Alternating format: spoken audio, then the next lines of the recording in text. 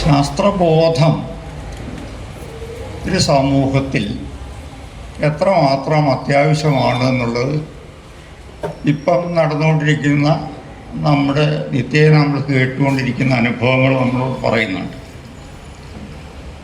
ശാസ്ത്രബോധം നഷ്ടപ്പെട്ടുകൊണ്ടിരിക്കുന്ന ഒരു സമൂഹമായിട്ട് നമ്മുടെ ഇന്ത്യൻ സമൂഹം മാറിക്കൊണ്ടിരിക്കുന്ന ഒരു കാലഘട്ടമാണ്. കേരളവും അതിലൊട്ടും തന്നെ മെച്ചമല്ലാത്ത ഒരവസ്ഥയിലേക്ക് പോകുന്നുവെന്ന ഭയം നമുക്കെല്ലാം. സാധാരണഗതിയിൽ ലോകത്തെല്ലാം നമ്മൾ മുമ്പ് കണ്ടിട്ടുള്ളത് ആളുകൾ വിദ്യാഭ്യാസം നേടുകയും അങ്ങനെ ശാസ്ത്രത്തിലൊക്കെ അറിവ് നേടുകയും ചെയ്യുമ്പോൾ സ്വാഭാവികമായിട്ടും ശാസ്ത്രബോധം വളരുകയും അന്ധവിശ്വാസങ്ങളൊക്കെ കുറയുകയും ഒക്കെ ചെയ്യുന്ന അനുഭവമാണ്. അത് യൂറോപ്പൊക്കെ നമുക്കറിയാം, നമ്മുടെ ഇന്ത്യയേക്കാൾ മോശമായിരുന്നു ഒരു കാലത്ത്. ഇന്ത്യയൊക്കെ വിജ്ഞാനത്തിൻ്റെയൊക്കെ രംഗത്ത് വളരെ മുന്നിലായിരുന്ന കാലത്ത് യൂറോപ്പ് വളരെ പിന്നിലായിരുന്നു എന്ന് നമുക്കറിയാം. ഒരുപക്ഷെ ഗ്രീസും റോമും ഒക്കെ മുന്നിലായിരുന്നിരിക്കാം, പക്ഷേ യൂറോപ്പിൻ്റെ മറ്റു ഭാഗങ്ങളിലൊക്കെ വളരെ അധപ്പതിച്ച അവസ്ഥയിലായിരുന്നു. പക്ഷെ വിദ്യാഭ്യാസം കിട്ടിയപ്പം യൂറോപ്പ് ആകെ തന്നെ മാറുന്ന കാഴ്ചയാണ് നമ്മൾ കാണുന്നത്. അതേപോലെ ലോകത്തിപ്പോൾ ചൈന ആയാലും അതേപോലെ വിദ്യാഭ്യാസം നേടുന്ന സമൂഹങ്ങളെല്ലാം ശാസ്ത്രബോധത്തിൽ മുന്നോട്ടാണ് പോവുക. പക്ഷെ വിചിത്രം എന്ന് പറയട്ടെ, നമ്മുടെ ഇന്ത്യ അക്കാര്യത്തിൽ വിദ്യാഭ്യാസം വളരെ ഉണ്ടാകും തോറും പിന്നാക്കം പോകുന്ന ഒരവസ്ഥയാണ് ഇപ്പോൾ ഉള്ളത്. നമ്മൾ കേരളത്തെ സംബന്ധിച്ചിടത്തോളം ഒരുപാട് അഭിമാനത്തോടെ പറയുന്ന കാര്യങ്ങളുണ്ട്. കേരളം ഇന്ന് വിദ്യാഭ്യാസ കാര്യത്തിൽ ഇന്ത്യയിലെ തന്നെ ഒന്നാം സ്ഥാനത്താണ്. 100% സാക്ഷരത കൈവരിച്ചു കഴിഞ്ഞു. ഉന്നത വിദ്യാഭ്യാസം നേരിടുന്നവരുടെ എണ്ണം ഏതാണ്ട് പകുതിയോട് അടുത്തിട്ടുണ്ട്. അതുപോലെ തന്നെ മറ്റ് എല്ലാ മേഖലകളിലും ആരോഗ്യത്തിൻ്റെ രംഗത്ത് കേരളം ഇന്ത്യയിലെ നമ്പർ 1 ആണ്. ശിശുമരണ നിരക്ക് ഇപ്പോഴൊരു 1000 കുഞ്ഞുങ്ങൾ ജനിക്കുമ്പം 6 കുഞ്ഞുങ്ങൾ മരിക്കുന്ന അവസ്ഥയിലേക്ക് 6 കുഞ്ഞുങ്ങൾ മാത്രം മരിക്കുന്ന അവസ്ഥയിലേക്ക് എത്തിയിരിക്കുന്നു. പണ്ടത് വളരെ വളരെ വലുതായിരുന്നു. നമുക്കറിയാം, 10ഉം 12ഉം കുഞ്ഞുങ്ങളെ പ്രസവിച്ചിട്ട് 2ഉം 3ഉം ഒക്കെ ബാക്കിയാകുന്ന ഒരു കാലം നമ്മുടെ കേരളത്തിലുണ്ടായിരുന്നു നമുക്കറിയാം. അപ്പോൾ അത്ര വലിയ മരണനിരക്ക്, പകുതിയിലധികം കുഞ്ഞുങ്ങൾ പാവപ്പെട്ടവരുടെ വീടുകളിലൊക്കെ മരിച്ചു പോകുന്ന ഒരു കാലത്ത് നിന്ന് നമ്മൾ മാറി മാറി മാറി വെറും 0.6% ശിശുമരണ നിരക്ക് എത്തിയിരിക്കുന്നു. അങ്ങനെ ഏത് രംഗം എടുത്താലും കേരളം ഇന്ന് ഇന്ത്യയിലെ നമ്പർ 1 ആണ്. ഈ അഭിമാനം നമുക്ക് എല്ലാ കാര്യങ്ങളും നിലനിർത്താൻ കഴിയുന്നുണ്ടോ എന്നുള്ളതാണ് നമ്മളെ അലട്ടുന്ന പ്രശ്നം. നമ്മൾ നേടുന്ന നേട്ടങ്ങളൊന്നും നമ്മുടെ ജനതയുടെ ഒരു ശാസ്ത്രബോധത്തിൻ്റെ വളർച്ചയിൽ പ്രതിഫലിച്ച് കാണുന്നില്ല എന്ന ഒരു അവസ്ഥ ഉണ്ട്.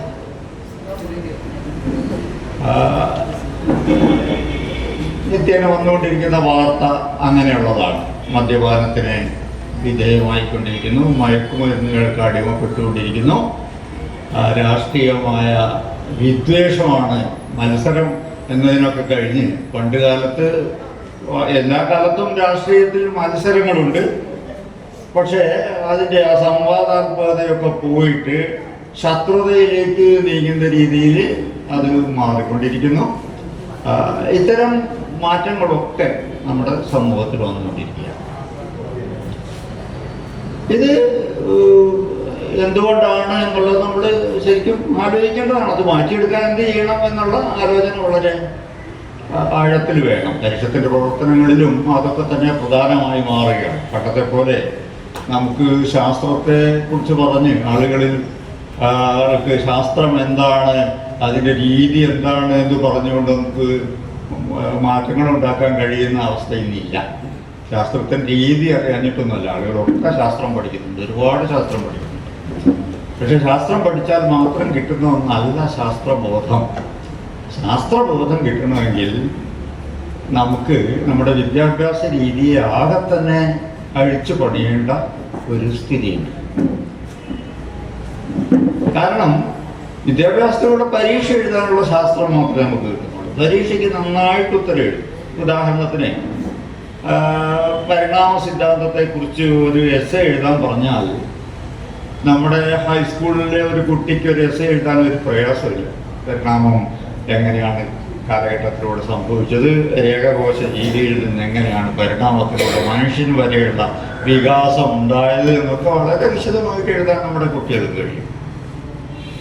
പക്ഷേ സ്കൂളിൻ്റെ പടി കടന്നാൽ അല്ലെങ്കിൽ പരീക്ഷ കഴിഞ്ഞാൽ പിന്നെ നമ്മുടെ ജീവിതത്തെ അത് ബാധിക്കാത്ത ഒരവസ്ഥയുണ്ട്. അത് സ്വയം വിശ്വസിക്കുന്നില്ല എന്നുള്ള ഒരവസ്ഥയുണ്ട്. പല ചോദ്യങ്ങൾക്കും ഉത്തരം കിട്ടാതെ വരും. അങ്ങനെ വരുമ്പോൾ പരിണാമം, ഇപ്പം പോപ്പ് പോലും വിഷമിച്ചിരിക്കുകയാണ്. നമ്മുടെ ഇപ്പോഴത്തെ പോപ്പിനെ സംബന്ധിച്ച് നമുക്കറിയാം, കുറച്ചൊരു പുരോഗമന ആശയങ്ങളൊക്കെയുള്ള ഒരു പോപ്പാണ്. സമൂഹത്തെ സംബന്ധിച്ചിടത്തോളം മെച്ചപ്പെട്ട കാഴ്ചപ്പാടുണ്ട്. പ്രപഞ്ചം ഉണ്ടായത് എങ്ങനെയെന്ന് ബൈബിളിൽ പറയുന്നത് അദ്ദേഹം വിശ്വസിക്കുന്നില്ല എന്ന് വളരെ വ്യക്തമാണ്. ബൈബിൾ പറയുന്നത് ദൈവം 6 ദിവസം കൊണ്ട് സൃഷ്ടി നടത്തുന്നതാണ്. അത് വായിച്ചു നോക്കിയാൽ തന്നെ യുക്തിരഹിതമാണ് എന്നുള്ളത് ആർക്കും മനസ്സിലാകുന്നതാണ്.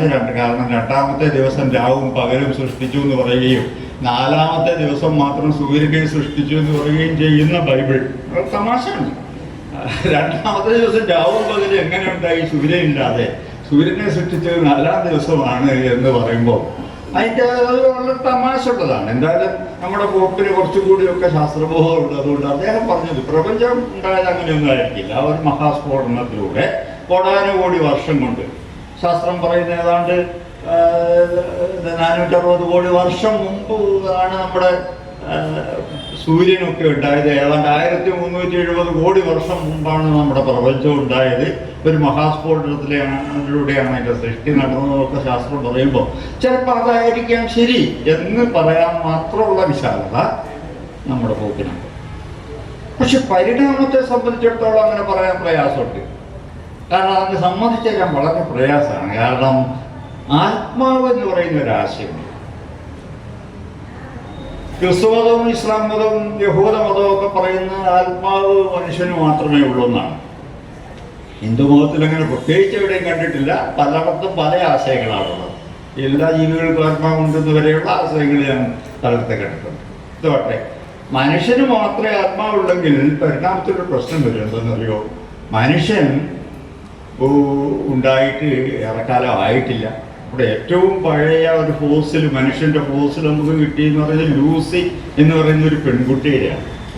ആഫ്രിക്കയിൽ നിന്ന് കിട്ടിയതാണ്. ലൂസിയുടെ പഴക്കം ഏതാണ്ട് 3 ലക്ഷം വർഷം, 3,20,000 3 ലക്ഷത്തിനും ഇടയ്ക്കാണ് അതിൻ്റെ പ്രായം കണക്കാക്കുന്നത്. അതിലപ്പുറം പോവില്ല. അപ്പോൾ ഒരു 3 ലക്ഷം വർഷം മാത്രമേ മനുഷ്യൻ ഉണ്ടായിട്ടുള്ളൂ. പക്ഷെ ഒരു 300 കോടി വർഷമായി പരിണാമത്തിൻ്റെ വിവിധ ഘട്ടങ്ങളിലൂടെ ജീവൻ കടന്നുപോയിക്കൊണ്ടിരിക്കുകയാണ്. അപ്പം ഈ മനുഷ്യനിൽ എത്തുന്നതിന് മുമ്പ്, മനുഷ്യനാണ് ആത്മാവുള്ളതെങ്കിൽ മനുഷ്യൻ എത്തുന്നതിന് മുമ്പ് ഏത് ഘട്ടത്തിലാണ് ഈ ആത്മാവ് മനുഷ്യന് പ്രവേശിച്ചതെന്നുള്ള ചോദ്യം വരും. ഇപ്പം ഒരേ ജീവി വിഭാഗത്തിൽ നിന്ന് വികസിച്ചു വന്നതാണ് ഈ കുരങ്ങുകളും മനുഷ്യരും എന്നാണ് പറയുന്നത്. 2 ബ്രാഞ്ചായിട്ട് വികസിച്ചു പോവുകയാണ് ഒരു പൂർവ്വജീവിയിൽ നിന്ന്. ആ പൂർവ്വജീവിക്ക് ആത്മാവ് ഉണ്ടായിരുന്നോ? അപ്പോൾ മനുഷ്യന് മാത്രമാണോ ആത്മാവ് കിട്ടിയത്? അതേത് ഘട്ടത്തിലാണ് കിട്ടിയത്? ആരെ എപ്പോൾ കൊടുത്തു? ഇത്തരം ചോദ്യങ്ങളൊക്കെ വന്നു കഴിഞ്ഞാൽ ഉത്തരം നൽകാൻ പ്രയാസമാണ്. അതുകൊണ്ട് പരിണാമത്തെ അംഗീകരിക്കാതിരിക്കുക എന്നുള്ളതാണ് ഏറ്റവും എളുപ്പം. അത് ഇതുവരെ നമ്മുടെ പോപ്പിന് പരിണാമത്തെ അംഗീകരിക്കാൻ കഴിഞ്ഞിട്ടില്ല. വിരുദ്ധമായിട്ടൊന്നും പറഞ്ഞിട്ടില്ല എന്നുള്ളത്. അപ്പോൾ ഇത്തരം ഒരുപാട് പ്രശ്നങ്ങൾ ഈ വിശ്വാസങ്ങളുടെ കാര്യത്തിലുണ്ട്. നമ്മുടെ കുട്ടികൾക്ക് ഈ പ്രശ്നങ്ങളൊക്കെ ബാധിക്കും. വീട്ടിൽ ചെന്നാൽ ഈ 6 ദിവസം കൊണ്ടുള്ള സൃഷ്ടി നടന്ന കഥകളൊക്കെ ആയിരിക്കും ചിലപ്പം ബൈബിളിലും അതേപോലെ മറ്റു മതഗ്രന്ഥങ്ങളിലൊക്കെ വരിക. ഇന്ത്യൻ മിത്തോളജി അനുസരിച്ച് മനുഷ്യൻ്റെ സൃഷ്ടി നടന്നത് ബ്രഹ്മാവിൽ നിന്നാണ്.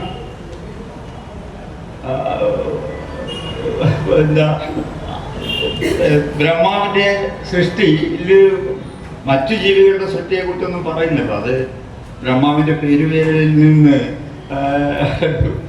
ഉണ്ടായി വന്ന ദേവനാണ് ബാക്കി പല ജീവികളെയും സൃഷ്ടിച്ചതെന്നൊക്കെയാണ് പറയുന്നത്.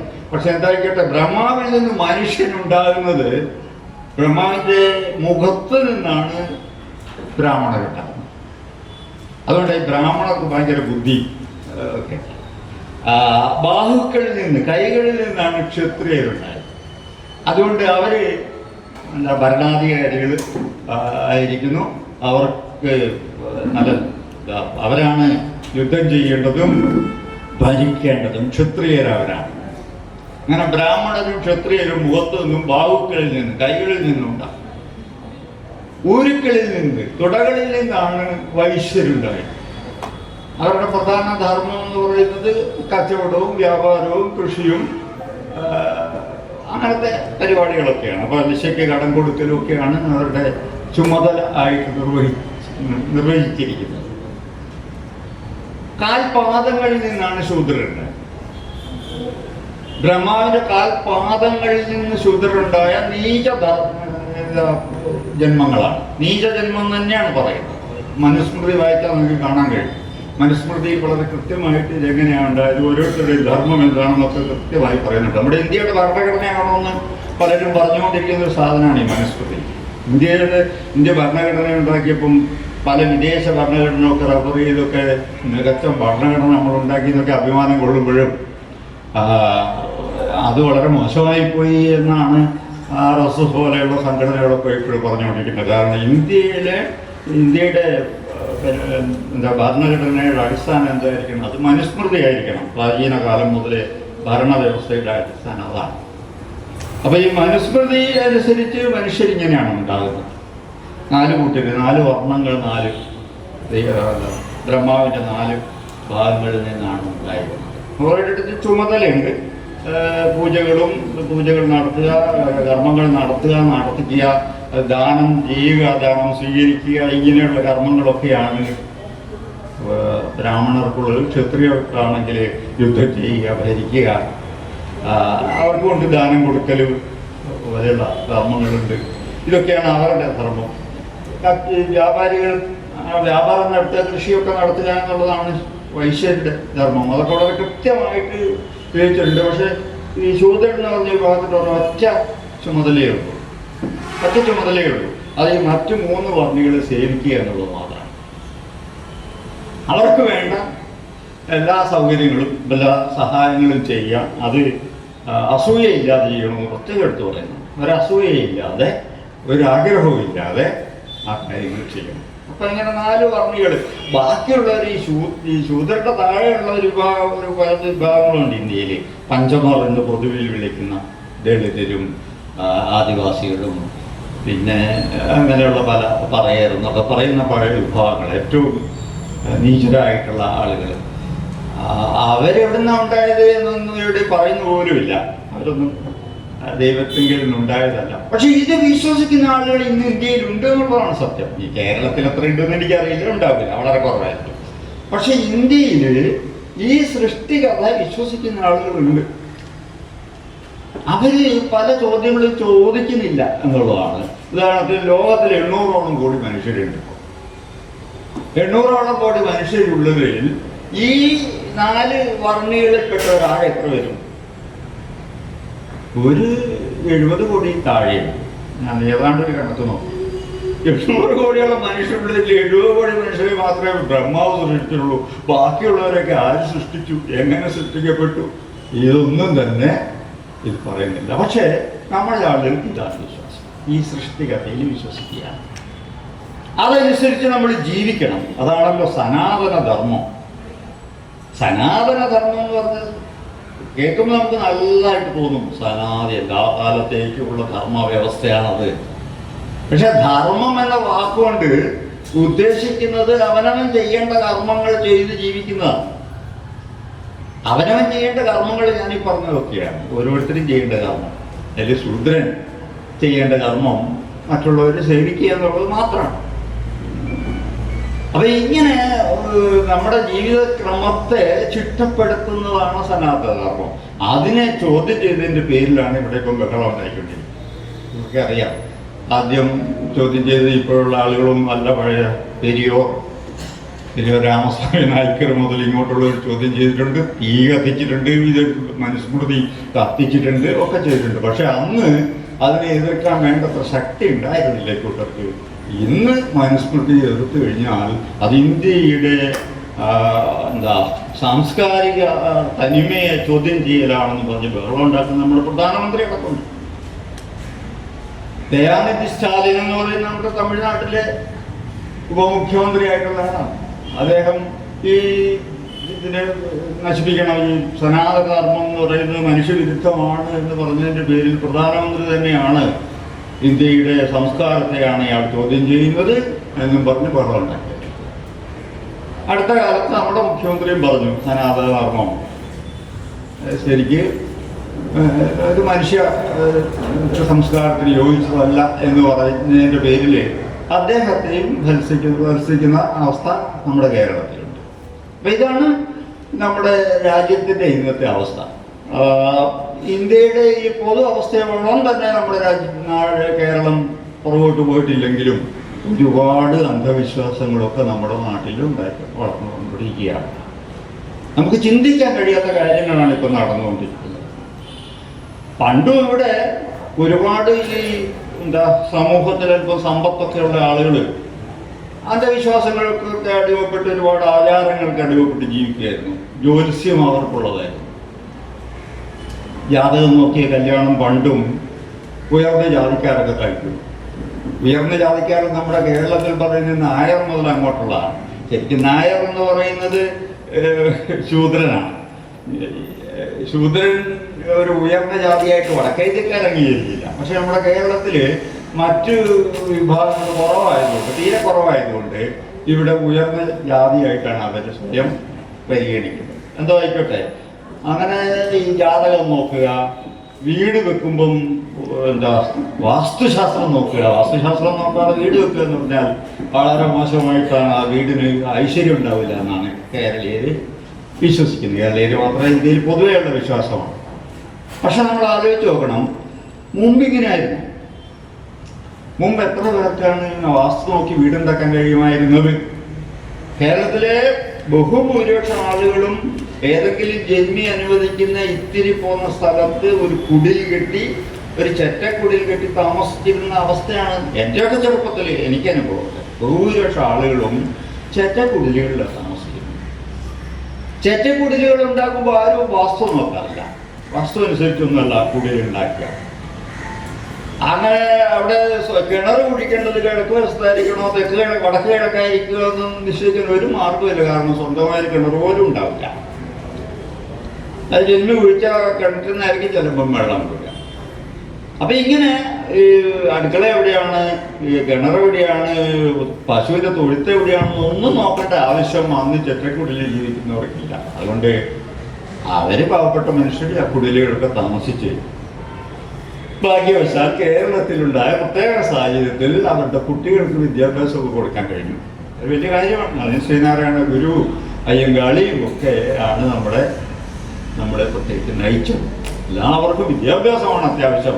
ക്ഷേത്രങ്ങളല്ല ഇനി പണിയേണ്ടത്, സ്കൂളുകളാണ് എന്ന് പറഞ്ഞത് ശ്രീനാരായണ ഗുരു. അങ്ങനെ പറഞ്ഞതിൻ്റെയൊക്കെ ഫലമായിട്ടാണ് കേരളത്തിൽ സ്കൂളുകളുണ്ടായി. ഏതൊരു ചെറ്റക്കുടിയിൽ താമസിക്കുന്നവരുടെയും മക്കൾക്ക് വിദ്യാഭ്യാസം കിട്ടി. അവർ പിന്നീട് നല്ല തൊഴിൽ നേടി, ചിലർക്ക് ഗൾഫിലൂടെയൊക്കെ പോയി പൈസ ഉണ്ടാക്കി, ധാരാളം പൈസയായിട്ട് തിരിച്ചു വന്നതിന് ശേഷം അവർക്കൊരു വീട് വെക്കണമെന്ന് തോന്നുമ്പം അവർക്കും വേണം എന്ത് വാസ്തു. എന്നാലോചിച്ച് നോക്കും, എത്ര വിചിത്രമാണ് ആ കാര്യം. ഒരു വാസ്തുവുള്ള വീട്ടിലും എല്ലാവരും കുഞ്ഞുനാളിൽ കഴിഞ്ഞത്.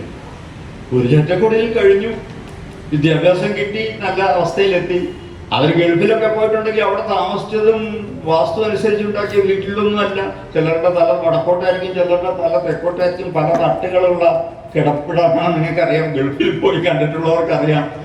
ഒരു വാസ്തു ഇല്ലാത്ത വീടുകളിൽ താമസിച്ച് അവർക്ക് ഐശ്വര്യം നേടുന്നതിൽ വാസ്തു ഒരു പ്രധാനപ്പെട്ട സംഗതിയെ ആയിരുന്നില്ല.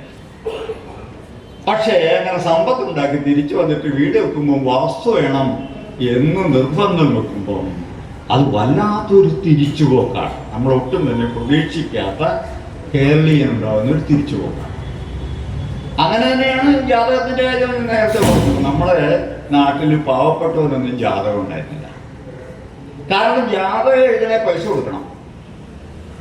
മാത്രമല്ല ദളിതൻ്റെ ഒന്നും ജാതകാരി എഴുതി കൊടുക്കുകയില്ല പണ്ടത്തെ അനുസരിച്ച്. അപ്പൊ ഇങ്ങനെ ഒരു ജാതകവും ഇല്ലാതെ കല്യാണമൊക്കെ നടന്നാൽ നമുക്കറിയാം, വീടുകളിലാണ്, അമ്പലത്തിലൊക്കെ ഉള്ള കല്യാണം അല്ലെങ്കിൽ വലിയ എന്താ ഹോട്ടലുകളിലൊക്കെ വെച്ച് നടത്തുന്ന കല്യാണം എന്നൊക്കെ പറയുന്നത് അടുത്ത കാലത്തെ സംഭവങ്ങളാണ്.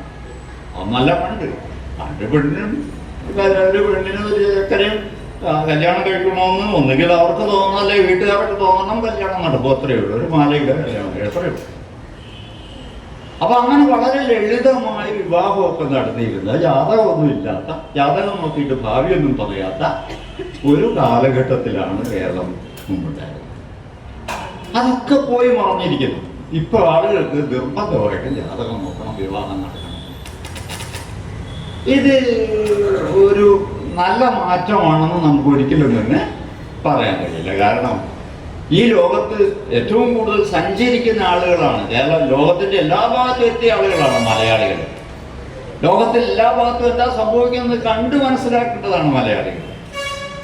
നമ്മളാരും മനസ്സിലാക്കുന്നത് അവിടെയുള്ള വിശാലമായ റോഡുകളെ കുറിച്ചും വാഹനങ്ങളുടെ സ്പീഡിനെ കുറിച്ചും അവിടുത്തെ എയർ കണ്ടീഷനുള്ള മികച്ച കെട്ടിടങ്ങളെ കുറിച്ചും ഒക്കെ മാത്രമാണ്. അവരുടെ ജീവിത രീതി എങ്ങനെയുള്ളത് നമ്മൾ ശ്രദ്ധിക്കുന്നില്ല.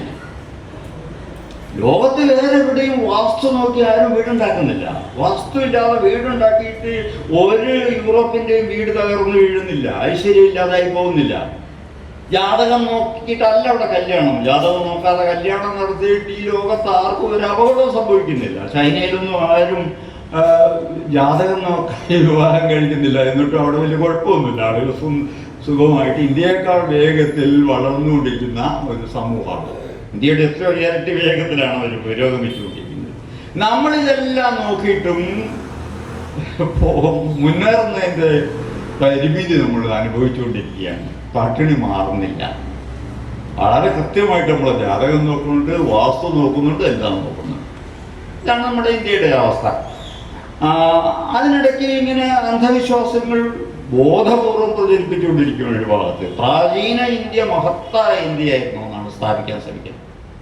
പ്രാചീന ഇന്ത്യയിൽ എന്തൊക്കെ ഉണ്ടായിരുന്നു? വിമാനങ്ങൾ ഉണ്ടായിരുന്നു എന്ന് പറയുന്ന ആളുകൾ, ശാസ്ത്രജ്ഞന്മാരെന്ന് അവകാശപ്പെടുന്ന ആളുകൾ, മുംബൈയിൽ വെച്ച് നടന്ന ശാസ്ത്ര കോൺഗ്രസ്സിൽ, ഇന്ത്യയുടെ ശാസ്ത്ര കോൺഗ്രസ്സിൽ ശാസ്ത്രജ്ഞന്മാർ എല്ലാ കൊല്ലം ഒന്നിച്ചേരുന്ന ഇടമാണ്. ഇപ്പം കുറേ ആയിട്ടത് വേണ്ടാന്ന് വെച്ചിരിക്കുകയാണ് നമ്മുടെ സർക്കാർ.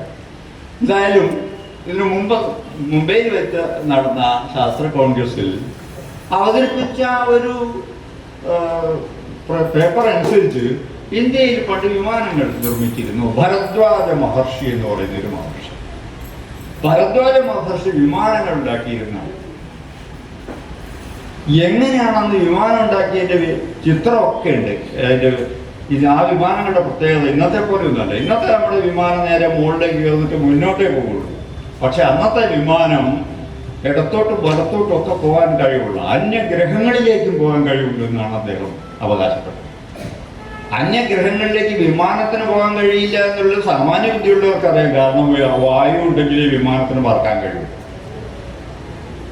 ഇവർ 50 കിലോമീറ്ററിന് അപ്പുറം പോയി കഴിഞ്ഞാൽ പിന്നെ വായു നേർത്ത് പിന്നെ ഇല്ലാണ്ടാവും.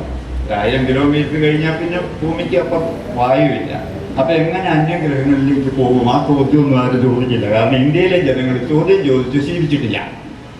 ചോദ്യം ചോദിക്കുന്നത് മഹാ തെറ്റാണെന്നാണ് നമ്മുടെ ആളുകൾക്കുള്ള ധാരണ. പ്രത്യേകിച്ചും വലിയ വലിയ ആളുകൾ പറഞ്ഞാൽ പിന്നെ ചോദ്യം ചെയ്യാൻ പാടില്ല. ചോദ്യം ചെയ്യുന്നതിന് വലിയ പാപമാണ്.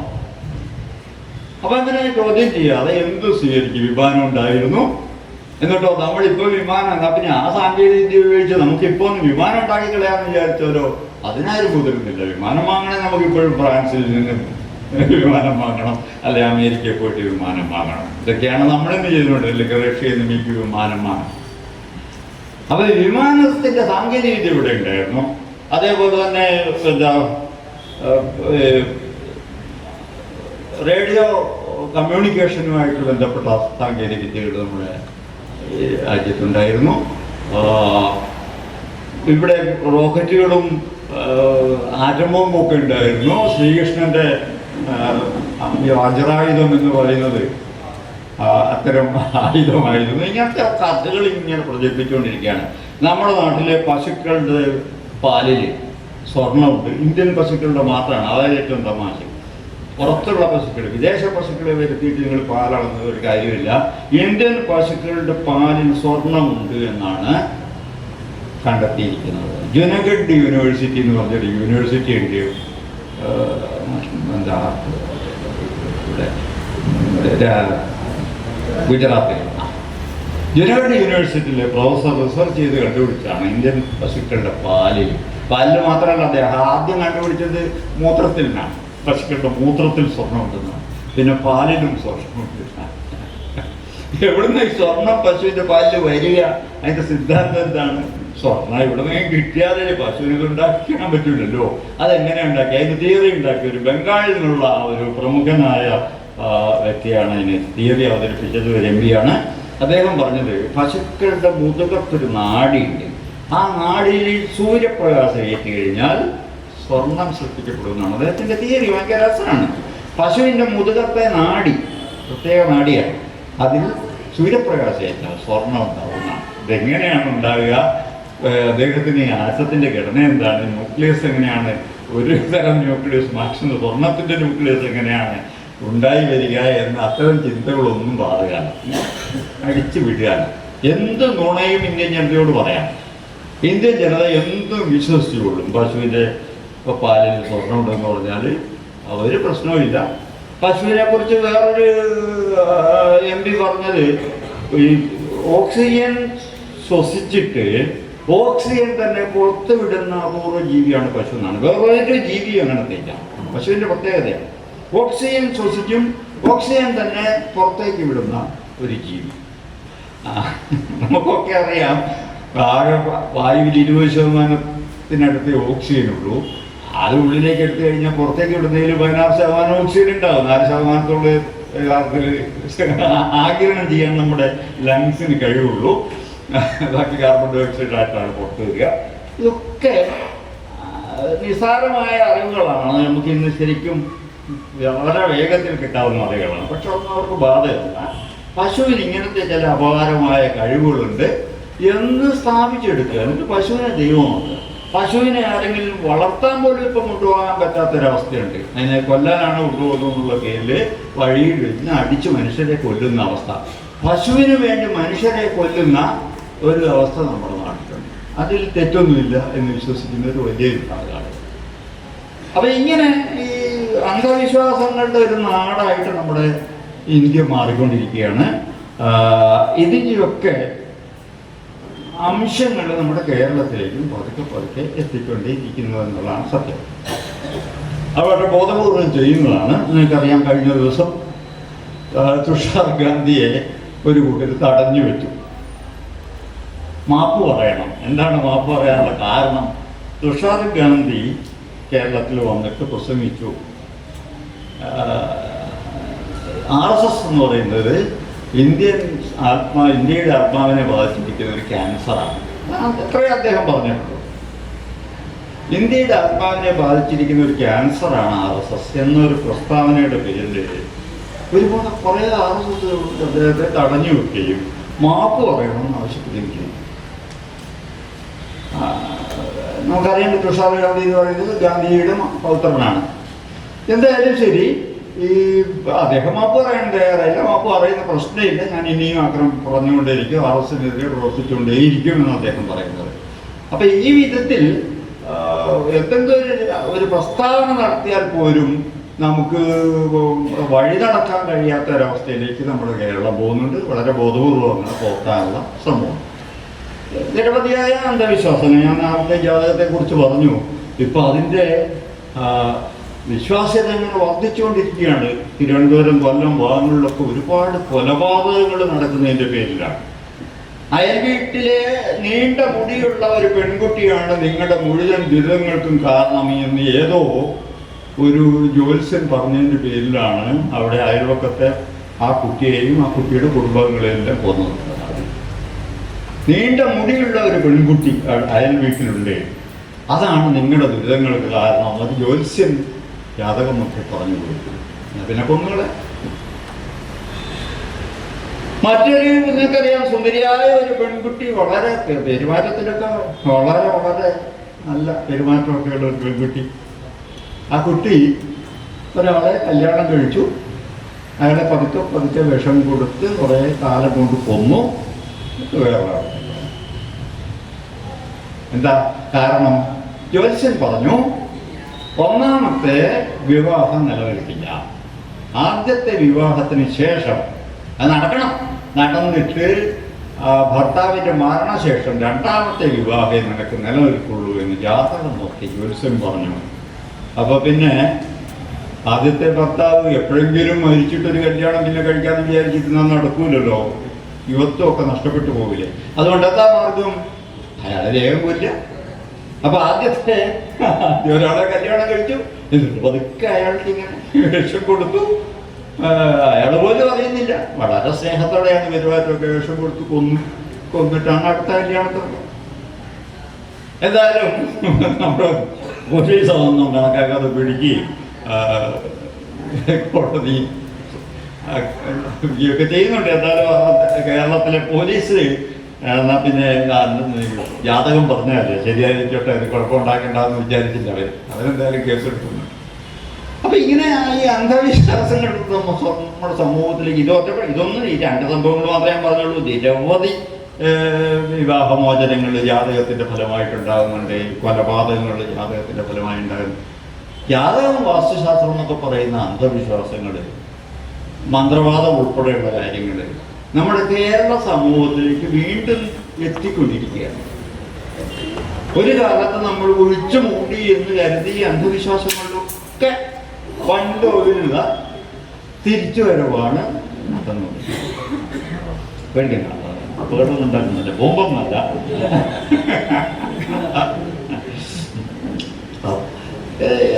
ഇത്തരം ഒരു സമൂഹത്തിലാണ് നമ്മൾ ജീവിക്കുന്നത്. നമ്മുടെ കുട്ടികളെ അങ്ങനെ നമ്മൾ വളർത്തുമ്പോഴുള്ള ശ്രദ്ധക്കുറവ് നന്നായിട്ടുണ്ട്. പണ്ടൊക്കെ ആണെങ്കിൽ നമ്മുടെ സമൂഹത്തിൽ നല്ല ഐക്യം ഉണ്ടായിരുന്നു. ഒരു സമൂഹത്തിൽ പ്രശ്നം വന്നാൽ എല്ലാവരും കൂടെ ഇടപെടും. ഒരു ജന്മി ഒരാളെ കുടിയിറക്കാൻ പണ്ട് ശ്രമിച്ചാൽ നമുക്കറിയാം ചുറ്റുമുള്ള ആളുകളെല്ലാം കൂടി അതിനെ തടയും. ഒരു വന്നാൽ പോലും വിടില്ല. കുടിയിറക്കലൊന്നും കേരളത്തിൽ നടക്കാതായിരുന്നു ഒരു കാലഘട്ടത്തിൽ.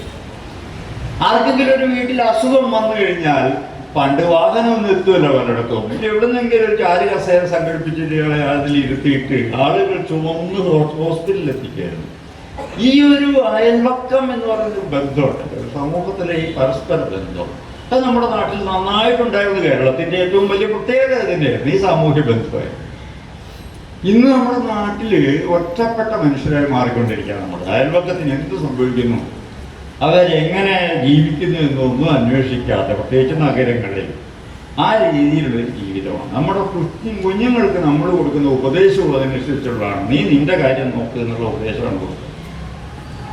ഓരോ കുട്ടിയും നിന്റെ കാര്യം നോക്കിയാൽ മതി. ഇപ്പം തിരുവനന്തപുരം ഭാഗത്തൊക്കെ കുഞ്ഞുങ്ങള് പ്രത്യേക സ്കൂളുകളിലാണ് അയക്കുക.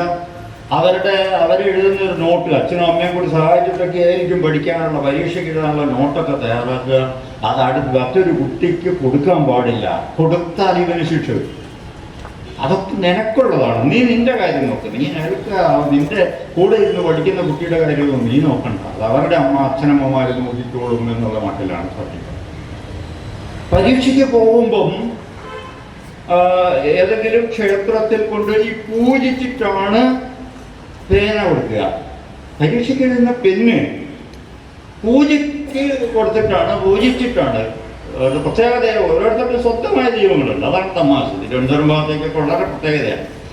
അവനവൻ പൂജിക്കുന്ന പ്രത്യേക ദൈവങ്ങളുണ്ട്. ആ ദൈവങ്ങളെ കൊണ്ട് പൂജിപ്പിച്ചിട്ട് വേണം പരീക്ഷ എഴുതാനുള്ള പെണ്ണ്.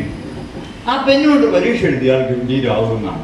നിങ്ങളൊന്ന് ആലോചിച്ച് നോക്കൂ, അതെന്തൊരു ദൈവവിശ്വാസമാണ്. അങ്ങനത്തെ ഒരു ദൈവം എങ്ങനെയുള്ള ദൈവമാണെന്നുള്ളത് ആലോചിച്ച് നോക്കൂ. ഒരു കുട്ടി അതിനേക്കാൾ എത്ര മെച്ചപ്പെട്ട ബുദ്ധിമാന്മാരായ കുട്ടികളെക്കാൾ കൂടുതൽ മാർക്ക് വാങ്ങും. എന്തുകൊണ്ട്? ഈ പേന കൊണ്ട് എഴുതിയതുകൊണ്ട്. അപ്പൊ ആ ദൈവം എങ്ങനെയുള്ള ദൈവമാണ്? ബുദ്ധിമാന്മാരായ കുട്ടികൾക്ക് മേലെ ഈ മണ്ടനെ പ്രതിഷ്ഠിക്കാൻ കഴിയുന്ന എന്താ വളരെയധികം സ്വാർത്ഥനായ അല്ലെങ്കിൽ ഏകപക്ഷീയമായി കാര്യങ്ങൾ ചെയ്യുന്ന ഒരു ദൈവമാണ്. അങ്ങനെ ഒരു ദൈവം ഉണ്ടാവുമോ എന്ന് ഇവർ ചിന്തിക്കുന്നില്ല.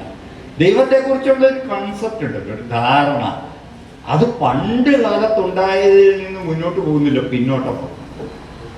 പണ്ട് ദൈവത്തെ സംബന്ധിച്ചിടത്തോളം വളരെ വ്യക്തമാണ് സംഗതികൾ. ഈ പ്രപഞ്ചം എന്ന് പറയുന്നത് ഭൂമിയാണ് അതിൻ്റെ കേന്ദ്രം. ഇതാണ് പണ്ടത്തെ ഭൗതിക ചിത്രം. പ്രപഞ്ചത്തിന്റെ കേന്ദ്രം ഭൂമിയാണ്.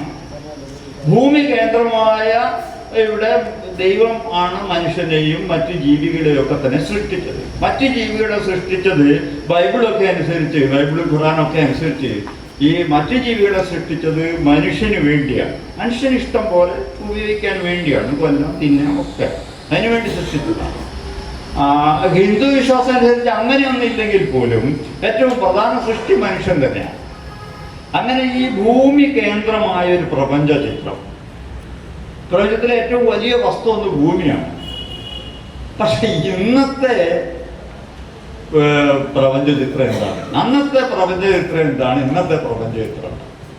അന്ന് ഈ ഭൂമിയെയും അതിലെ കുറെ മനുഷ്യരെ സൃഷ്ടിച്ച ഒരു ദൈവത്തെ മാത്രമേ മനുഷ്യന് കാണാൻ കഴിഞ്ഞിട്ടുള്ളൂ. ആ ദൈവത്തെ ഇന്ന് നമുക്ക് സ്വീകരിക്കാൻ കഴിയും. ഇന്ന് ഈ ഭൂമി എന്ന് പറയുന്നത് ഈ പ്രപഞ്ചത്തിലെ ഒരു പൊട്ടാണ്, ഒരു നീലപ്പൊട്ട്. ഭൂമിയുടെ 1300 ഇരട്ടി ഉണ്ട്. നമ്മളിപ്പോൾ സന്ധ്യയ്ക്ക് മുകളിൽ കാണുന്ന വ്യാഴം എന്ന് പറയുന്നത്. സന്ധ്യയ്ക്ക് നിങ്ങൾ മുകളിലേക്ക് നോക്കിയാൽ കാണും വ്യാഴം 1300 ഇരട്ടി ഉണ്ട് ഭൂമിയുടെ. അതിൻ്റെ അടുത്ത് അപ്പുറത്തെ ശനിയുണ്ട്, 1000 ഇരട്ടിയുണ്ട്. ഭൂമിയുടെ 13 ലക്ഷം ഇരട്ടിയുണ്ട് സൂര്യൻ, 13 ലക്ഷം ഇരട്ടി. സൂര്യനെ പണ്ട് ഭഗവാനായിട്ടാണ് നമ്മൾ കണ്ടിരുന്നത്. എന്തുകൊണ്ടാ? അന്നത്തെ മനുഷ്യനെ അത്രേ കാണാൻ കഴിഞ്ഞുള്ളൂ. ഒരു ഇട്ടായോളം വട്ടത്തിലുള്ള ഒരു ചെറിയ സാധനം ആകാശത്ത്. എന്നിട്ട് അതിൻ്റെ പവർ എന്താ? ഈ ഭൂമിയെ മുഴുവൻ ചുട്ടു വഴിപ്പിക്കാനുള്ള ശേഷി അതിനുണ്ട്. അത്ഭുതപ്പെട്ടു പോകില്ലേ? ഒരു ചെറിയൊരു തളികയോരം വരുന്ന ഒരു സൂര്യൻ എന്ന് പറയുന്ന സാധനം ഈ ഭൂമിയെ ഇങ്ങനെ ചുട്ടു വഴിപ്പിക്കുന്നെങ്കിൽ അതിൻ്റെ ഒരു ശക്തി എന്തായിരിക്കും? തീർച്ചയായിട്ടും അതൊരു ദേവരായിരിക്കും. അങ്ങനെ അന്നത്തെ ആളുകൾ ധരിച്ചതിൽ എന്താ തെറ്റ്? തെറ്റ് പറയാൻ പറ്റില്ല. അത്രയും ശക്തിയുള്ള ഒരു ദേവനാണ് സൂര്യൻ. അതുകൊണ്ട് സൂര്യനെ പൂജിക്കണം, ഭഗവാനായിട്ട് കരുതണം. സൂര്യപൂജ നിർബന്ധമാണ്. അത് അന്നത്തെ കാലത്ത് അത്ഭുതമില്ല. വായു ഭഗവാൻ എപ്പോഴാണ് കൊടുങ്കാറ്റായി മാറുക നമുക്കറിയില്ല. വായു ഭഗവാനെ പൂജിക്കണം, പ്രീതിപ്പെടുത്തണം. അഗ്നിദേവനെ പൂജിക്കണം, പ്രീതിപ്പെടുത്തണം. അതേപോലെ കുറേ ദൈവങ്ങളുണ്ട്. ഇന്ദ്രനാണ് ഏറ്റവും വലിയ ദൈവം അന്നത്തെ. ഇന്ദ്രൻ എന്ന് പറയുന്ന ദൈവം നിങ്ങൾ ഋഗ്വേദം വായിച്ചാൽ നിങ്ങൾക്ക് കാണാൻ കഴിയും. ഋഗ്വേദത്തിലൊക്കെയാണ് ദേവന്മാർ കേട്ടോ. ഇന്ദ്രനാണ് പ്രധാന ദൈവം. അത് കഴിഞ്ഞാൽ പിന്നെ വായു, വരുണൻ, അതേപോലെ തന്നെ സൂര്യൻ, മിത്രൻ, ഇങ്ങനെ കുറച്ച് ദൈവങ്ങളാണ്. ഇന്ന് നമ്മുടെ ദൈവങ്ങളായിട്ടുള്ള ശിവനോ വിഷ്ണുവോ ഒന്നും തന്നെ അന്നത്തെ ഇതിലില്ല, കൃതികളിലില്ല. അതൊക്കെ പിന്നീട് വന്ന ദൈവങ്ങളാണ്. ഈ ദൈവത്തിൻ്റെ പരിണാമം തന്നെ നമ്മൾ പഠിക്കേണ്ടതാണ്. വളരെ രസമാണ്. ദൈവം ഇങ്ങനെ മനുഷ്യ സമൂഹത്തിൽ ഇങ്ങനെ മാറി മാറി വരുന്നൊരു സങ്കല്പമാണ്. പഴയ ദൈവങ്ങളൊന്നും ഇന്നില്ല. ഇന്ന് ആരെങ്കിലും ഇന്ദ്രനെ പൂജിക്കുന്നുണ്ടോ? അന്ന് ഇന്ദ്രനോടാണ് പ്രാർത്ഥിക്കുന്നത്. ഇന്ദ്രനോട് അതിനെ തുടങ്ങുന്നതിന് ഇന്ദ്രനോടുള്ള പ്രാർത്ഥനയായിട്ടാണ്. എന്താ പ്രാർത്ഥിക്കുന്നതെന്നറിയോ? അങ്ങ് ഞങ്ങളുടെ അടുത്ത് വരണം, അങ്ങേക്കായിട്ട് ഞങ്ങളിവിടെ ഏറ്റവും മികച്ച മൂരിക്കുട്ടിനെ കൊന്ന് മാംസം റെഡിയാക്കിയിട്ടുണ്ട്, ഏറ്റവും നല്ല മദ്യം റെഡിയാക്കി വെച്ചിട്ടുണ്ട്. ഇതൊക്കെയാണ് പ്രാർത്ഥന. അങ്ങ് എന്താണ് ഞങ്ങൾക്ക് തരേണ്ടത്? അങ്ങ് കൊള്ളയടിച്ച നഗരങ്ങളിൽ നിന്നുള്ള ഒരുപാട് വിഭവങ്ങളുണ്ട്. മുപ്പത് അന്നത്തെ ഒരു ഇവരുടെ നേതാവാണ്. മറ്റു നഗരങ്ങൾ പോരുന്ന വഴിക്കുള്ള നഗരങ്ങളൊക്കെ കൊള്ളയടിച്ചിട്ടാണ് വരിക. നഗരങ്ങൾ കൊള്ളയടിക്കുമ്പോൾ സ്ത്രീകളെയൊക്കെ കൊള്ളയടിക്കും. നമുക്കറിയാം, ആര്യന്മാർ ഇന്ത്യയിലേക്ക് കുടിയേറിയത് കുടുംബമായിട്ടല്ല, പുരുഷന്മാർ മാത്രമാണ് മധ്യേഷ്യയിൽ നിന്നോട്ട് കുടിയേറിയത്. പോരുന്ന വഴിക്കുള്ള എല്ലാ പ്രദേശങ്ങളിലെ ആക്രമിച്ച് കീഴടക്കിക്കൊണ്ട് അവിടുത്തെ സ്ത്രീകളെയൊക്കെ തട്ടിയെടുത്ത് അവിടുത്തെ സ്വത്ത് പശുക്കളെയൊക്കെ പിടിച്ചടക്കിക്കൊണ്ടാണ് യാത്ര. അതിൻ്റെ എല്ലാ ലക്ഷണവും നമുക്ക് ഇന്ദ്രനോടുള്ള പ്രാർത്ഥനയിൽ കാണാം. അങ്ങ് പിടിച്ചടക്കി ഇതിൽ ഞങ്ങൾക്കൊരു ഭാഗം തരൂ, ഞങ്ങൾക്ക് ധാരാളം പശുക്കളെ തരൂ, ഞങ്ങൾക്ക് നല്ല ആരോഗ്യം തരൂ, ഞങ്ങൾക്ക് പുരുഷ സന്തതികളെ തരൂ. ഇതാണ് പറഞ്ഞത്. പെണ്ണുങ്ങൾ വേണ്ട, പെൺസന്തതികൾ വേണ്ട, ഞങ്ങൾക്ക് പുരുഷ സന്തതികൾ തരൂ. അത് ഇന്ദ്രനോട് മാത്രമല്ല, വായുഭഗവാനോടും വരുണനോടും ഒക്കെ പ്രാർത്ഥിക്കുന്ന ഇതാണ്. ഞങ്ങൾക്ക് പുരുഷ സന്തതിയെ തരൂ, ആരോഗ്യം തരൂ, പശുക്കളെ തരൂ. അപ്പൊ ഇങ്ങനെയാണ് നമ്മുടെ ഒരു കാലത്തെ നമ്മുടെ ഇന്ത്യയിലെ ജനതയുടെ ചിന്ത ഉണ്ടായിരുന്നത്. അതിൽ അത്ഭുതമൊന്നുമില്ല. സൂര്യൻ ഭഗവാനായത് അത്ഭുതമൊന്നുമില്ല. പക്ഷേ ആ ചിത്രം ഇന്നില്ല.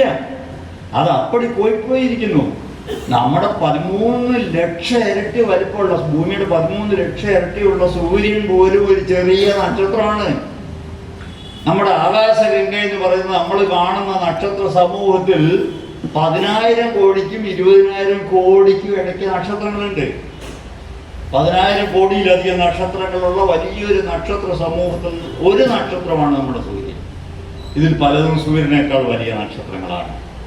എന്ന് മാത്രമല്ല, ഈ ആകാശഗംഗ എന്ന് പറയുന്ന ഗാലക്സി പോലത്തെ 10,000 കോടിയിലധികം ഗാലക്സികൾ വേറെയുണ്ട്. നമുക്ക് കാണാൻ കഴിയില്ല.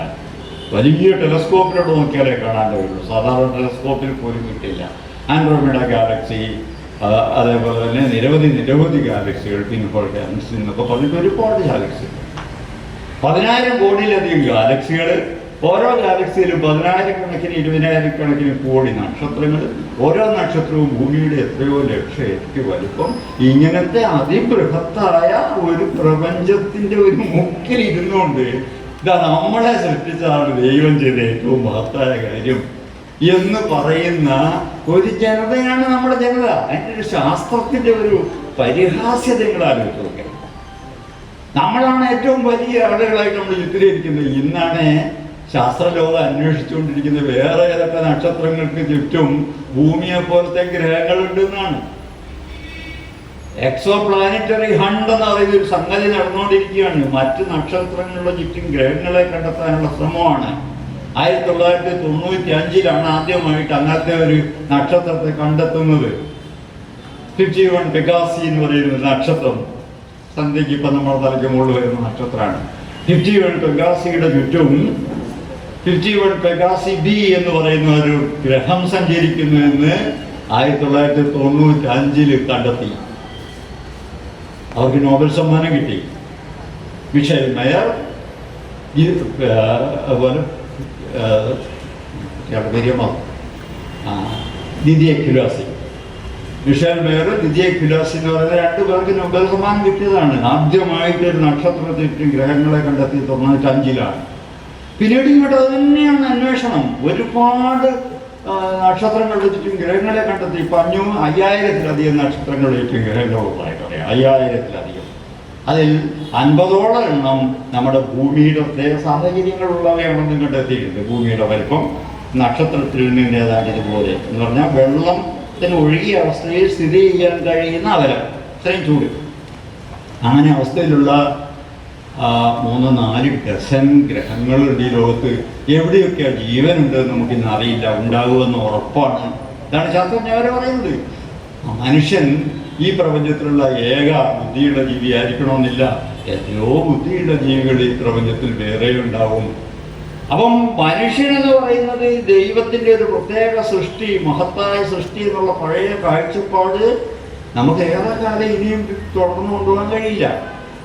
അങ്ങനത്തെ ഒരു കാലത്ത് ഇരുന്നുകൊണ്ടാണ് നമ്മൾ ഈ പഴഞ്ചൻ വിശ്വാസങ്ങളിലേക്ക് വീണ്ടും തിരിച്ചു പോകാനുള്ള ശ്രമം നടത്തിക്കൊണ്ടിരിക്കുന്നത് നമ്മൾ ആലോചിക്കും. അപ്പൊ ഈ ഇതെങ്ങനെ നമുക്ക് മാറ്റിയെടുക്കാൻ കഴിയും? നമ്മുടെ വിദ്യാഭ്യാസത്തിലൂടെ മാറ്റിയെടുക്കാൻ കഴിയുള്ളൂ. ഞാൻ അധികം പറയുന്നില്ല, ഞാൻ നമ്മൾ തീരുമില്ല. കാരണം ഒരുപാട് ചരിത്രമൊക്കെ പറയുമ്പോൾ നമ്മുടെ ഇന്ത്യയുടെ ചരിത്രത്തിൽ ഇതിൻ്റെ ഒക്കെ അംശങ്ങൾ ഇങ്ങനെ നമുക്ക് കാണാൻ കഴിയും. ഞാൻ അതിലേക്കൊന്നും ഇന്ന് പോകുന്നില്ല. അപ്പൊ ഇങ്ങനെ നമ്മുടെ വിദ്യാഭ്യാസത്തിലൂടെയാണ് നമുക്ക് കുട്ടികളിൽ ഇത് മാറ്റങ്ങൾ ഉണ്ടാക്കുന്നത്. പക്ഷെ വിദ്യാഭ്യാസം കൊടുക്കേണ്ടതാരാ? പുസ്തകത്തിൽ എഴുതി വെച്ചുകൊണ്ട് കാര്യമില്ല, അധ്യാപകരാണ്. അധ്യാപകർ തന്നെ അന്ധവിശ്വാസങ്ങൾക്ക് അടിമയായിട്ടുള്ളൊരു സമൂഹത്തിൽ എങ്ങനെ കുട്ടികളെ മാറ്റിയെടുക്കും എന്നുള്ളത് നമ്മൾ നേരിടുന്ന ഏറ്റവും വലിയ പ്രശ്നമാണ്. എനിക്കറിയാം ഒരു ടീച്ചറെ, എനിക്ക് പരിചയമുള്ളൊരു ടീച്ചറാണ്. അവർ ക്ലാസ്സിൽ പോയിട്ട് അസലായിട്ട് പരിണാമ സിദ്ധാന്തം പഠിപ്പിച്ചു. എന്നിട്ട് ക്ലാസ് എടുത്ത് കഴിഞ്ഞ് ഒടുവിൽ പറയും, ഞാനിത് വിശ്വസിക്കുന്നില്ല കേട്ടോ, ഞാനിത് വിശ്വസിക്കുന്നില്ല, ഇതാണ് നിങ്ങൾക്ക് പരീക്ഷയ്ക്ക് എഴുതാനുള്ള ശാസ്ത്രം. അത് കൃത്യമായിട്ട് നന്നായിട്ട് ക്ലാസ് എടുക്കുന്ന ടീച്ചറാണ്. അവർ വിശ്വസിക്കുന്നത് പഴയ 6 ദിവസം കൊണ്ട് ദൈവം സൃഷ്ടിച്ച് 2-ാമത്തെ ദിവസവും രാവും പകലും 4-ാമത്തെ ദിവസവും സൂര്യനെ സൃഷ്ടിച്ച യുക്തിരഹിതമായ പഴയ ശാസ്ത്രത്തിൽ അവർ വിശ്വസിക്കും. എന്ത് ചെയ്യാൻ പറ്റും? അപ്പോൾ ഇത്തരം ടീച്ചേഴ്സ് ഇനിയും ഉണ്ടാവും. എന്നാലും നമുക്ക് അത്തരം ഒരു ശ്രമമാണ് നടത്തുന്നത്. വിദ്യാഭ്യാസത്തിലൂടെ മാത്രമേ നമുക്ക് നമ്മുടെ ജനതയെ മാറ്റിയെടുക്കാൻ കഴിയൂ. ക്ലാസ്സിൽ ചോദ്യങ്ങൾ ചോദിക്കാനും ഉത്തരം പറയാൻ അധ്യാപകർ നിർബന്ധിതരാകുന്ന കാര്യങ്ങൾ ചർച്ച ചെയ്യാൻ കുട്ടികൾ കൂടി പങ്കാളിത്തമുള്ള ജനാധിപത്യപരമായ ക്ലാസ് മുറികൾ ഉണ്ടായി വരിക എന്നുള്ളത് വളരെ പ്രധാനമാണ്. ജനാധിപത്യം എന്ന് പറയുന്നത് നമ്മുടെ ക്ലാസ് മുറികളിലേക്ക് ഇന്നും കടന്നു വന്നിട്ടില്ല. അത് കടന്നു വരാത്തിടത്തോളം കാലം നമ്മുടെ കുട്ടികൾ അധ്യാപകരെ ശത്രുക്കളായി കാണുന്ന അവസ്ഥ കുറേയൊക്കെ മാറിയിട്ടുണ്ടെന്നാൽ പോലും ഉയർന്ന ക്ലാസ്സുകളിലേക്ക് എത്തുമ്പോൾ അതാണ് ഇപ്പോഴുള്ള അവസ്ഥ. താഴ്ന്ന ക്ലാസ്സുകളിൽ കുട്ടികളുമായിട്ട് അധ്യാപകരെ ഇഴുകി ചേർന്നിട്ടുണ്ട്. LP സ്കൂളുകൾ പലയിടത്തും നമ്മൾ കാണാം.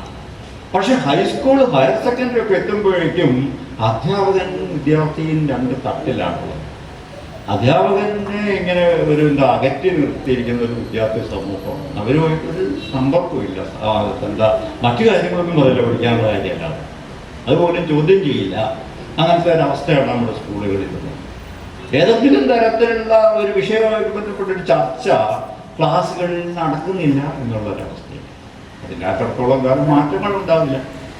ആ മാറ്റം പിന്നെ നമുക്ക് ഉണ്ടാക്കാൻ കഴിയുന്ന ഇത്തരം ചർച്ചാ വേദികളിലാണ്, നമ്മുടെ വായനശാലകൾ, അതേപോലെ തന്നെ സമൂഹത്തിൽ നടക്കുന്ന മറ്റ് ക്ലാസ്സുകൾ. അതിലൂടെയൊക്കെ തന്നെ ഇത്തരം കാര്യങ്ങൾ നമ്മുടെ കുട്ടികളിലേക്ക് എത്തിക്കാൻ നമുക്ക് കഴിയണം.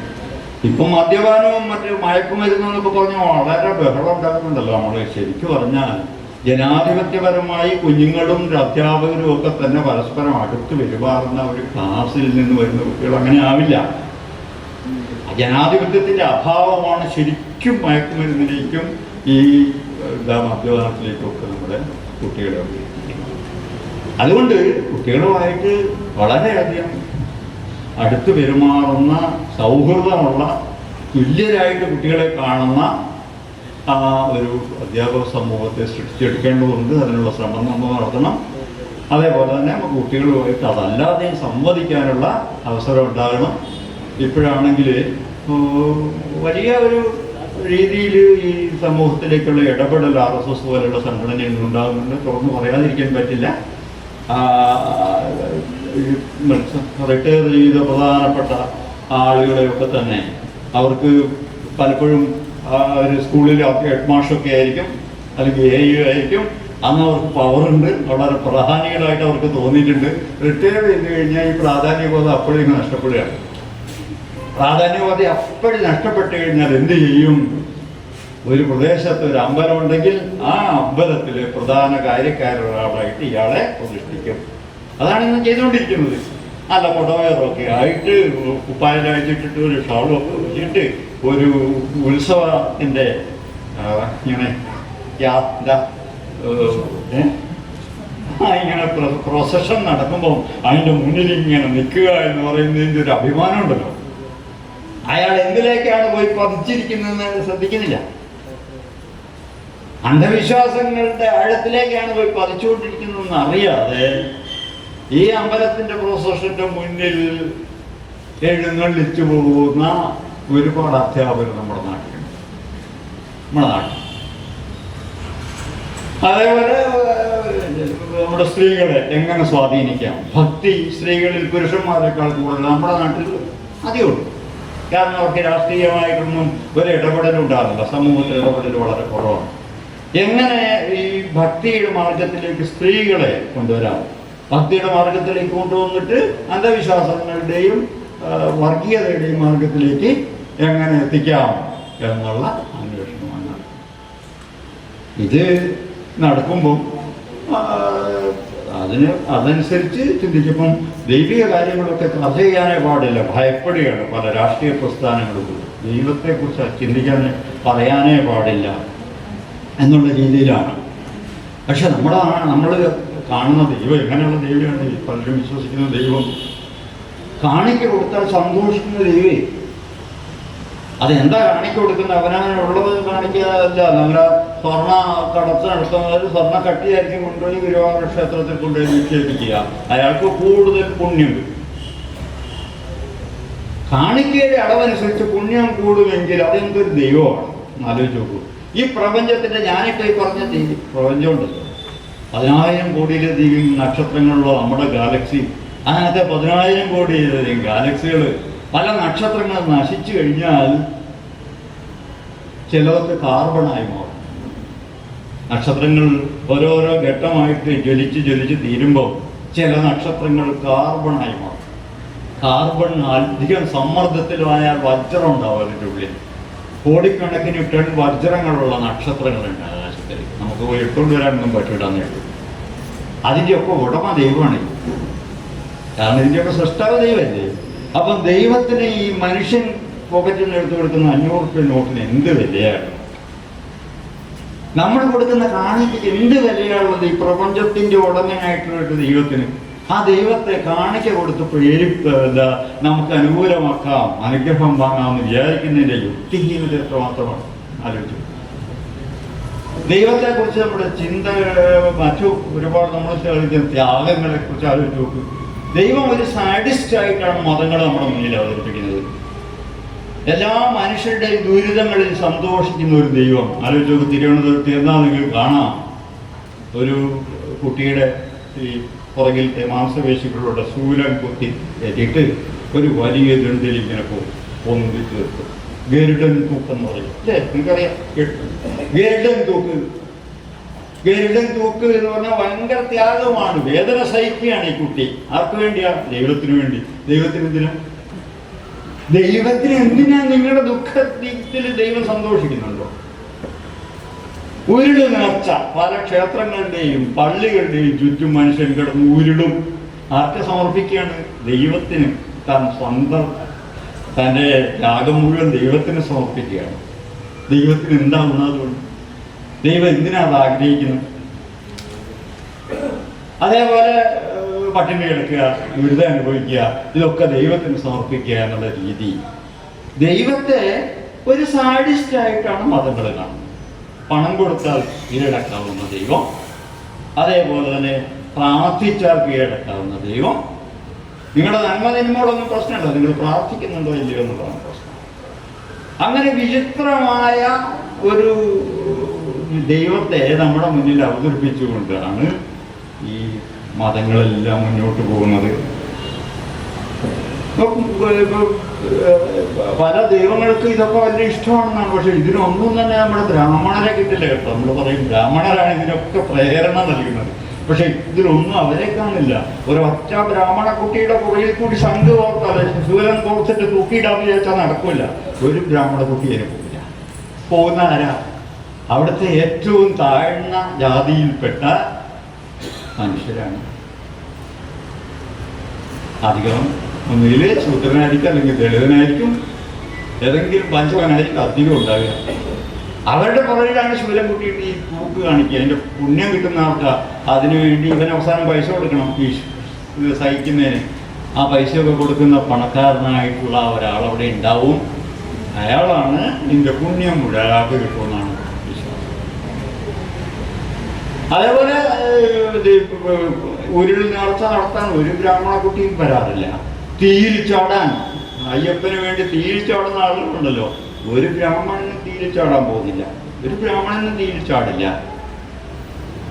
അപ്പൊ ഇതൊക്കെ തന്നെ ഈ പാവപ്പെട്ട ദരിദ്രരാവാൻ നിർബന്ധമില്ല, ഏറ്റവും താഴ്ന്ന ജാതിയിൽപ്പെട്ട ആളുകളെ അന്ധവിശ്വാസങ്ങളിൽ മുക്കി അവരെ കൊണ്ട് ഇത്തരം കാര്യങ്ങളൊക്കെ ചെയ്യിക്കുന്ന വളരെ വികൃതമായ ഒരു മതവിശ്വാസമാണ് നമ്മുടെ സമൂഹത്തിൽ നിലനിൽക്കുന്നത് തിരിച്ചറിയപ്പെട്ടാണ്. അതുകൊണ്ട് പ്രപഞ്ചത്തെക്കുറിച്ചും ദൈവത്തെക്കുറിച്ചും ദൈവം ഇല്ല എന്നുള്ളതൊന്നല്ല, ദൈവം ഉണ്ടോ ഇല്ല എന്നുള്ളതല്ല പ്രശ്നം. ദൈവത്തിൽ വിശ്വസിക്കുന്ന ആളുകൾ വലിയ എന്തോ മോശമാണോ ഒന്നും പറയേണ്ട ആവശ്യമില്ല. കാരണം ദൈവം എന്ന് പറയുന്ന വിശ്വാസം വരുന്നത് ശാസ്ത്രീയമായ അന്വേഷണത്തിൽ നിന്നാണ്. മനുഷ്യൻ്റെ ഒരു സ്വഭാവമാണ് എന്ത് കാര്യം കണ്ടാലും അതിൻ്റെ കാരണം തേടണം.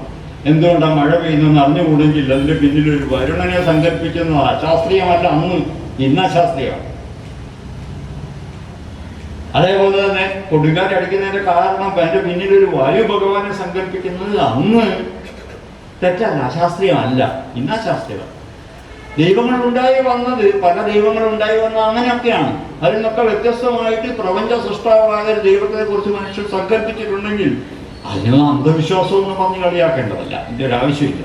പക്ഷെ ആ ദൈവം പ്രാർത്ഥന ഇഷ്ടപ്പെടുന്ന, കൈക്കൂലി വാങ്ങുന്ന ഒരു ദൈവമാണ്, നിങ്ങളുടെ ദുരിതങ്ങൾ കണ്ട് ആനന്ദിക്കുന്ന ഒരു ദൈവമാണെന്ന് പറയുമ്പോഴാണ് അത് മനുഷ്യവിരുദ്ധമായി മാറുന്നത്. നമ്മുടെ ദുരിതങ്ങളിൽ ആനന്ദിക്കുന്ന ഒരു ദൈവത്തെക്കുറിച്ചുള്ള സങ്കല്പം പാടില്ല.